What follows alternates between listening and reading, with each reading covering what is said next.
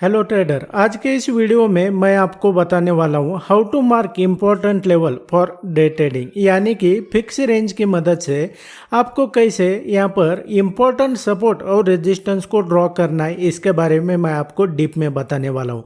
ऐसा क्यों? क्योंकि जो आप लाइंस देखते हो ना फिक्स रेंज वॉल्यूम प्रोफाइल के आपके चार्ट पर, वो सभी लाइंस जो है तो वो एक्ट एज अ सपोर्ट और रेजिस्टेंस वैलिड नहीं होती है। इसके बारे में जो है तो आपको पता नहीं है। मुझे पता है कि मैंने आपको क्या बताया है और क्या नहीं बताया है, क्योंकि ये सपोर्ट और रेजिस्टेंस की जो वॉल्यूम प्रोफाइल की लाइंस होती है, जो VH, VL, POC होता है, तो ये कब इनवैलिड हो जाता है और कौन सा वैलिड होता है, इसके बारे में मैंने आपको नहीं बताया है। और ये जो मैं आपको बता रहा हूँ ना, ये जो वीडियो मैंने यहाँ पर बताया है आपको, जो मैं दे रहा हूँ, तो इसमें जो है तो मैं आपको खास ये जो मेरा जो कोर्स है ना फिक्स रेंज वॉल्यूम प्रोफाइल का, उसमें से आपको मैं निकाल के दे रहा हूँ ताकि आप में कोई कन्फ्यूजन ना रहे। तो आपने क्या करना है कि इस वीडियो को तो एंड तक देखना ही है बॉस। और ये जो फिक्स रेंज वॉल्यूम प्रोफाइल है, तो आप अगर मेरा जो इंडिकेटर है ये फिक्स रेंज वॉल्यूम प्रोफाइल का, इसको अगर आप ज्वाइन करना चाहते हैं, इसको अगर लेना चाहते हैं ना, तो मेरे कोर्स में इसको मैं आपको फ्री में दे देता हूँ। और इसके अलावा मेरे कोर्स में मैं आपको इसको कैसे यूज़ करना है, नहीं, इसके बेसिक से लेके एडवांस तक, प्राइस एक्शन, कहाँ पर आपको एंट्री करना है, कहाँ पर एग्जिट करना है, इन सब के बारे में मैं आपको डीप में बताता हूँ। आप अगर इसको लेकर इंटरेस्टेड है ना, तो वीडियो के डिस्क्रिप्शन में मैंने इसकी डिटेल दी हुई है, आपको इंस्टेंटली एक्सेस मिल जाएगा। तो आपने क्या करना है, वीडियो को एंड तक देखना है। So without wasting any time, let's begin. तो यहाँ पर जैसे मैंने आपको शुरुआत में जो कोर्स का एजेंडा है उसमें मैंने वहाँ पर आपको ब्रीफ किया था कि आपको इंट्राडे ट्रेडिंग करते हैं, डे ट्रेडिंग करते हैं, तो इम्पोर्टेंट लेवल कैसे मार्क करने। इम्पोर्टेंट लेवल मतलब कोई और लेवल नहीं, सिर्फ मैं ये डेडिकेटेड जो कोर्स है, तो ये सिर्फ वॉल्यूम प्रोफाइल जो है ना, फिक्स रेंज वॉल्यूम प्रोफाइल, इसको डेडिकेटेड है। और एक ट्रेडर को इसको मास्टर करेंगे ना, तो उसको और कोई ट्रेडिंग टूल जो है तो यहाँ पर देखने की ज़रूरत नहीं है। ये स्टैग्नेंट है, ये कहीं पे भी नहीं हिलने वाला है। प्राइस ऊपर जाए नीचे जाए, प्लॉट कर लिया, ये फिक्स है। प्राइस चेंज नहीं हो, मतलब ये इंडिकेटर लैग नहीं होने वाला है, हिलने वाला नहीं है। जैसे होता है ना RSI, प्राइस ऊपर जा रहा है तो जा रहा है ऊपर, या तो नीचे, कहाँ जा रहा है मुझे नहीं पता है, मैं तो कोई यूज़ नहीं करता हूँ।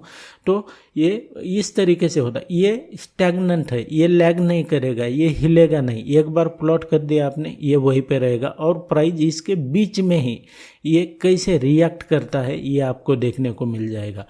तो हमें क्या करना है कि इसके बेस पे जो है तो कैसे डे ट्रेडिंग के लिए important level, support, resistance levels कैसे मार्क करने हैं, ये अब हम इस प्रैक्टिकल चार्ट से यहाँ पर देखने वाले। तो यहाँ पर जो है तो आपको कुछ यहाँ पर सिंबल्स दिखाई दे रहे होंगे, ये क्रॉस में, ये रेड में यहाँ पर दिखाई, यहाँ पर है, यहाँ पर है, ये यहाँ पर है।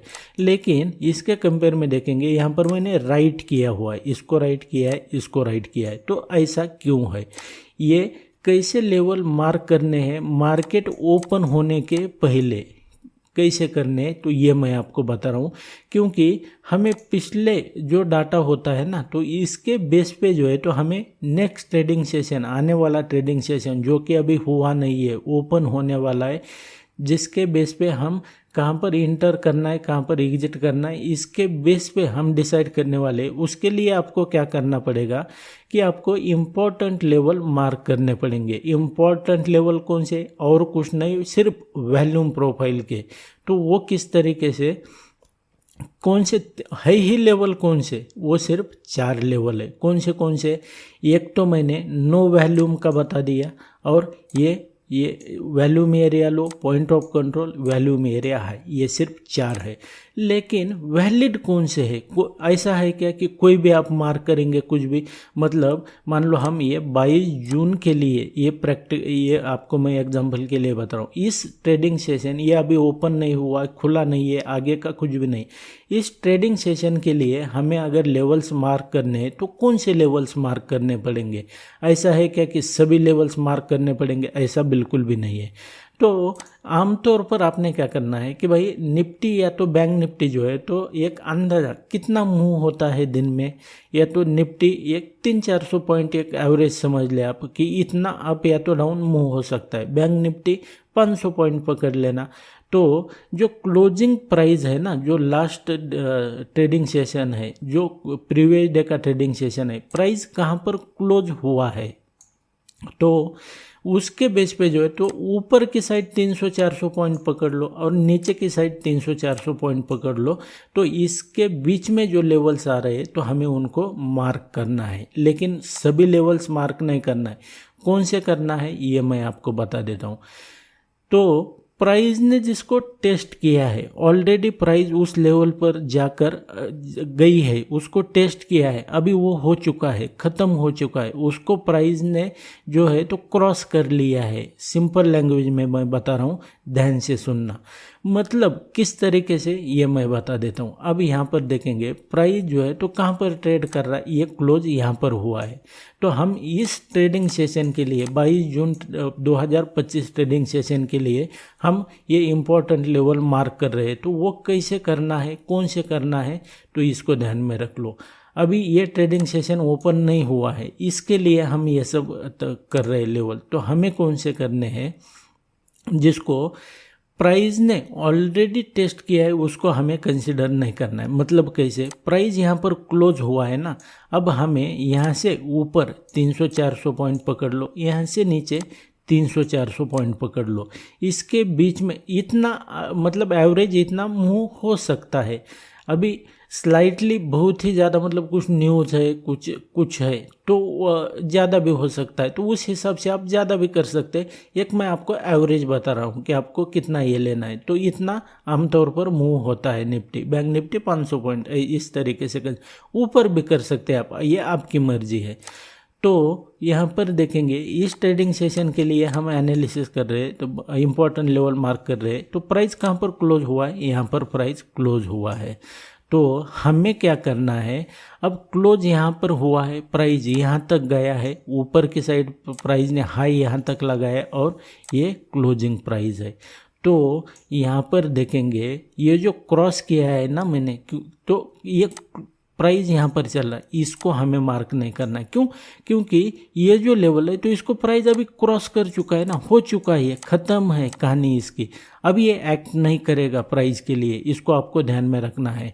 ये सिंपल इसमें मैंने बता दिया। अब यहाँ पर देखेंगे इसको मैंने क्रॉस किया है, प्राइस यहाँ पर ट्रेड कर रहा है, लेकिन इसके पहले देखेंगे प्राइस यहाँ पर ओपन हुआ है, यहाँ से नीचे चला गया है, तो ये ख़त्म हो चुकी है इसकी कहानी। अब प्राइस देखेंगे, करंट ट्रेडेड प्राइस जो है तो कहाँ पर है, यहाँ पर है।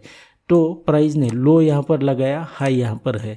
तो अब यहाँ पर देखते हैं आप, तो ये जो लेवल है तो ये वैलिड है कि इसके लिए नहीं है। क्यों? ये वैलिड कब था, जब प्राइस यहाँ पर था, तो इसके लिए ये वैलिड था। अब प्राइस ने इसको क्या किया है कि क्रॉस किया ना, ख़त्म किया, अब टेस्ट किया, इसको हो चुका है ये। तो हमारे लिए जिसे यहाँ पर देखेंगे, यहाँ से प्राइस ये टेस्ट करके नीचे चला, ये अभी इसकी कहानी ख़त्म हो चुकी है। उसी तरीके से यहाँ पर देखेंगे, अब प्राइस यहाँ पर ओपन हुआ था, तब तक जो है तो ये जो पॉइंट ऑफ कंट्रोल है ये वैलिड था प्राइस के लिए। लेकिन अभी प्राइस ने क्या किया, ओपन हुआ और प्राइस यहाँ से लेके यहाँ तक गिरा है, तो ये जो सभी लेवल्स है तो ये इनवैलिड हो गए। हमें इसको मार्क करने की ज़रूरत नहीं है। ये प्राइस के लिए ना तो सपोर्ट रेजिस्टेंस का काम करेंगे, ना तो कुछ नहीं है। ये इसको आपको ध्यान में रखना है। कौन से इसको नहीं लेना है, जिसको प्राइस ने अभी टेस्ट किया है, हो चुका है, उसको क्रॉस करके गई है प्राइस, तो वो अभी हमारे लिए वैलिड नहीं है। ये क्रॉस को देखकर ही आपको पता होना चाहिए। अब यहाँ पर देखेंगे मैंने राइट कहाँ पर किया हुआ है, तो राइट किया है इस लेवल को, यहाँ पर देखेंगे ये। तो आगे मैंने इसको इस ट्रेडिंग सेशन के लिए इसको ड्रॉ करके रखा, प्लॉट यहाँ पर लाइन प्लॉट करके रखी है, तो ये हमारे लिए क्या है, ये वैलिड है। क्यों? क्योंकि प्राइस यहाँ से अभी ऊपर चला गया है। क्या अगर मान लो प्राइस यहाँ से ऊपर चला जाता था तो ये भी इनवैलिड हो जाती, ये करेक्ट कैंडिडेट नहीं है अभी सपोर्ट रेजिस्टेंस के लिए। तो प्राइस यहाँ से गई है क्या, नहीं गई है। क्लोजिंग कहाँ पे दिया है, इसके नीचे दिया है। तो प्राइस के लिए ये जो है तो आपको सपोर्ट रेजिस्टेंस का काम यहाँ पर ये कर सकता है, इसकी प्रोबेबिलिटी है। यहाँ से प्राइस रिवर्स हो सकती है, इसकी प्रोबेबिलिटी है।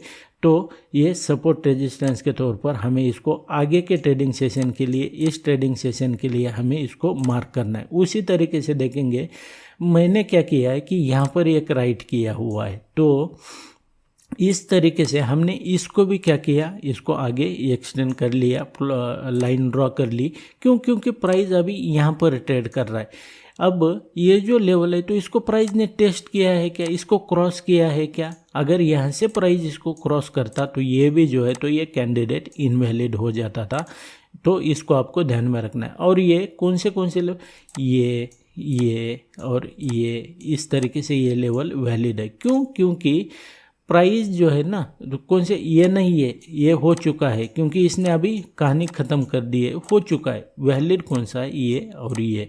तो इस तरीके से हमें इसको मार्क करना है। अपकमिंग जो आने वाला ट्रेडिंग सेशन है जिसके ऊपर जो है तो हम एंट्री एग्जिट के लिए जो है तो डिसाइड करने वाले हैं कि हमें कहाँ पर बाय करना है, कहाँ पर सेल करना है, कहाँ पर बाय करना है, कहाँ पर सेल करना है, कैसे करना है, मैंने आपको बता दिया। एग्जैक्ट पॉइंट कौन से होते हैं ये मैंने आपको बता दिया।